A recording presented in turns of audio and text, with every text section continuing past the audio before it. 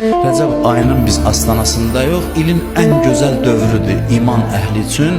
İlin ən gözəl dövrü bu 3 aydır. Mübarək Rəcəb ayı, mübarək Şaban ayı və mübarək Ramazan ayı.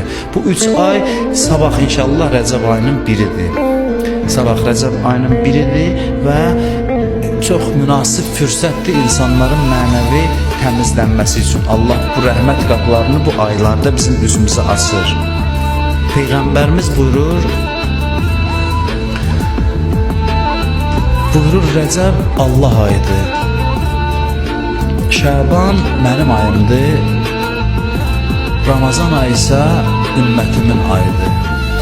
Bu 2 ay Allah qərar verib ki, biz orucluğa hazırlaşaq, Ramazan ayına hazırlaşaq. Ramazan ayını Allah indidən mən dua edirəm, siz də amin deyin. Allah bu ilin Ramazan ayının ibadət və itayətlərinə bizi müvəffəq eləsin.